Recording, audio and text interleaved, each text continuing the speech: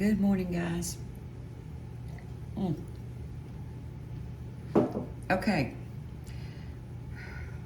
I posted this out on Facebook yesterday, and I was asking some of my friends there what would be a good font statement to put on top of this.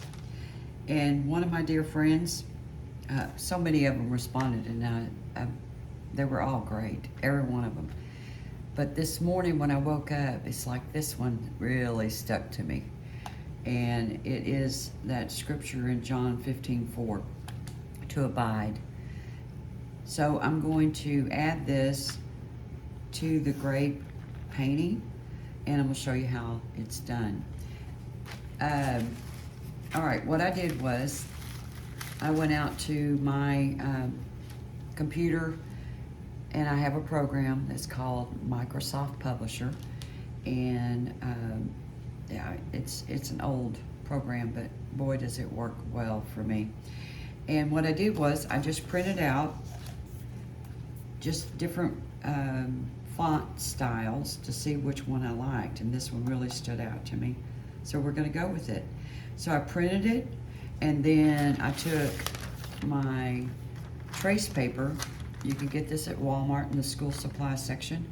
I took my trace paper and lined up the corner of the trace paper to the copy paper on both sides, so you know you get it straight.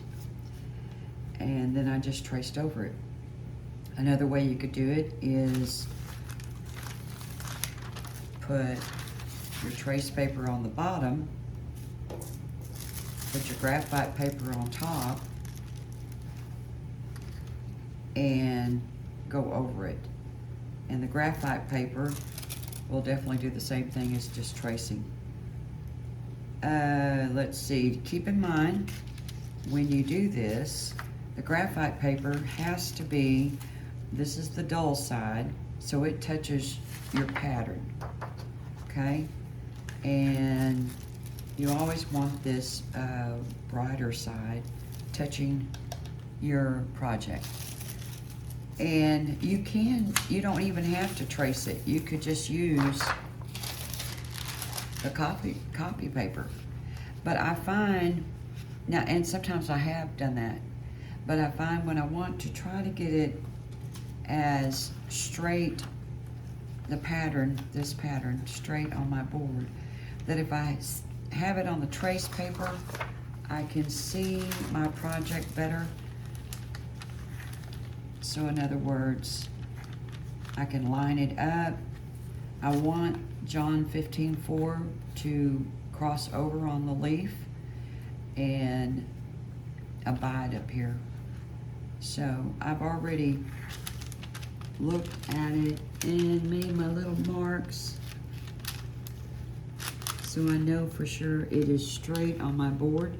Another way you can do it is place your pattern on your project, and then put something heavy like a bottle, and then stand up. And if you got great eyesight, you can pretty much tell, okay, the font is going to be straight on this board, and we're good to go. And like I said, I did that off camera, and I made little pencil marks to know where to put it back on my project. So we're good. This is when a stylus comes in handy, and it is, you can use a pencil, you can use a pen. A stylus I've just always used for mainly two things: transferring a pattern onto my project, as well as taking the plastic off the bottles. That really comes in handy.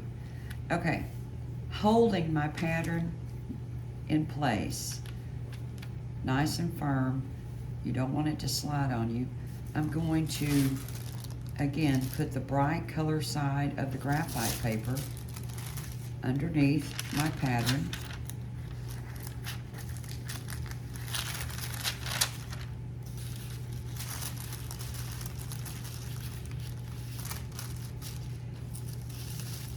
if I get it where I can hold it up here on the pattern on the board, I'll be able to slide the graphite paper all the way down. I know this is a little cumbersome, and I believe that's probably why a lot of folks, for adding font to their projects, that they will use at times like a stencil or cut it out of vinyl, and you can do that too. Looks pretty cool. All right, so it's on here, it's straight, it's not moving. I'm gonna keep my hand on here, bring my hand over here, and then begin to draw it out. And the font that I chose, or the style of lettering, is not like perfectly straight, which I like that a whole lot. I kind of wanted to give this the feel of that it's been engraved in stone. And so once I get this copied onto my board, I'll show you how I'm going to paint it.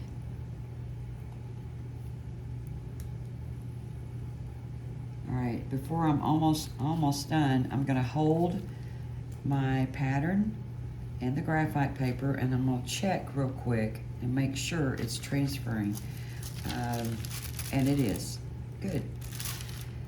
You always want to do that. Over the years, many countless times, I have applied a pattern, and it was usually very tedious, and forget to check to make sure it's transferring. And sure enough, I had my graphite paper upside down. So the pattern transferred on the pattern. Yeah, that part's not fun.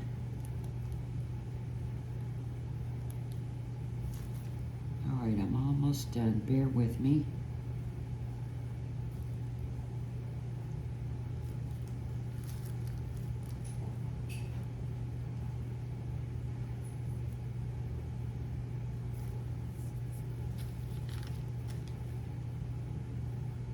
Now, sometimes when you're using graphite paper, especially on a white surface, and your hand pressure alone will transfer that graphite paper.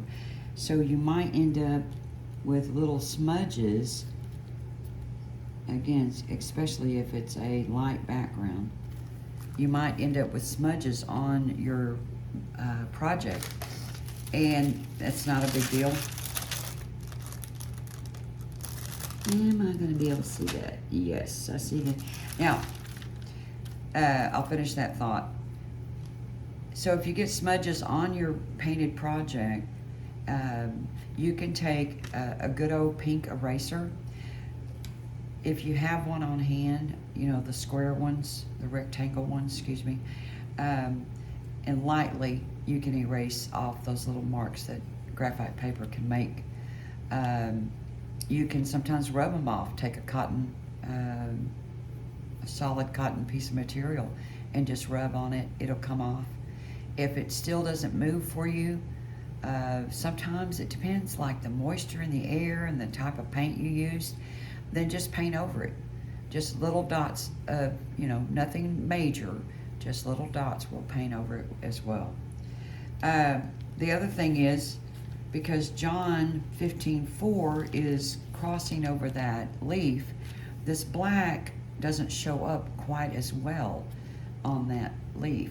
So what I could have done is leave, you know, do it all up here with the black graphite paper, and then holding the pattern. See, I'm not, when I put my thumb right here, I'm only holding the pattern to the project. I can slide this graphite paper off, and I could grab the beige colored graphite paper and slide it underneath the John. So then that way it shows up even better on the leaf. I hope that makes sense. Rewind. Okay. we're good to go. Let's get some paint going. Again, I'm using the background color. This is a burnt sienna brown that I used. You don't have to use that brown. You can use any brown you want. But since I used that color, I want to repeat it when I do the lettering. What I did was I took the brown and I put a dot of the dark purple that I used in the grapes so I could darken this brown. Now you could use black, you could even use red, but this works. So it turns into almost a dull purple. And I really want it to be more on the brown side. So I'm just going to add a tad more brown. And again, we're adding from our cup of water, we're adding a little bit of water on the brush because we definitely need this to flow. It doesn't need to be as thin as Jell-O, but it needs to be a loose, let's say a loose gravy, a thin gravy. Yeah. All right, we're gonna lighten up this brown little mess I've got going on here with a little bit of white.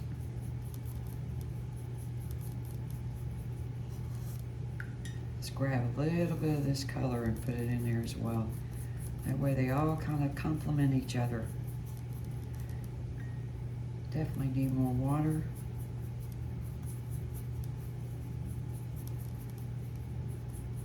And I know from the past classes that I taught folks in person, sometimes they, they're stirring so hard that they get the puddle way out here. And you're losing paint that way because that puddle way out here is thinner and it's going to dry even faster. So you want to try, when you're stirring your paints, to try to keep it in a smaller area. All right, we're going to rinse my brush and we're going to add some water to this white.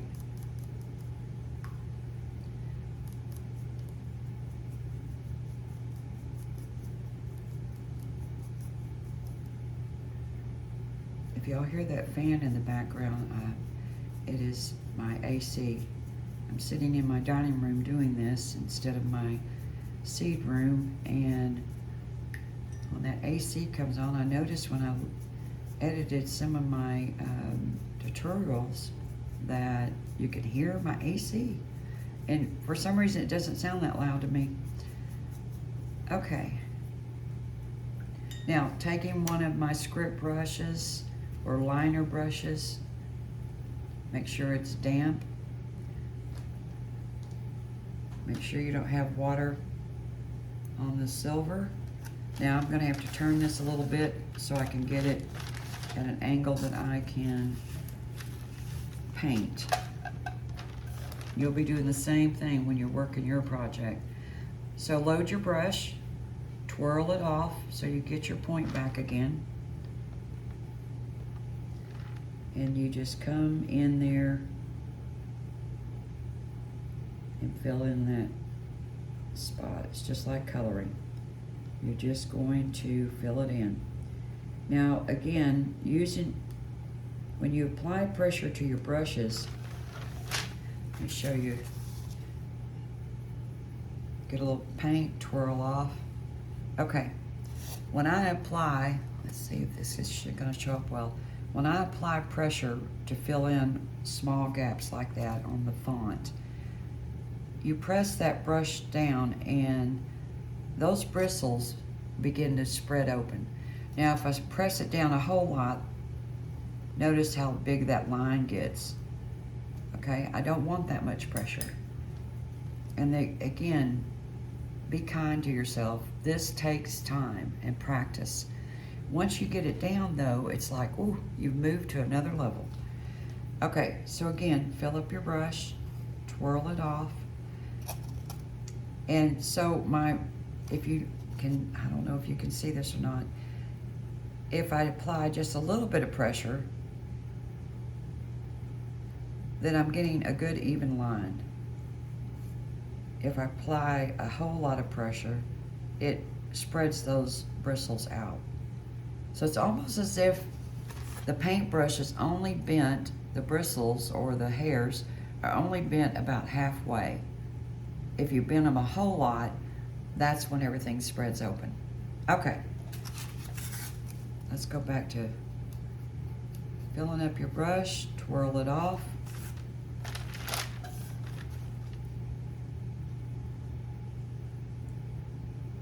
Now some projects, and depending on the paint that you're using, you may have to do 2 coats to cover, so it covers the background very well.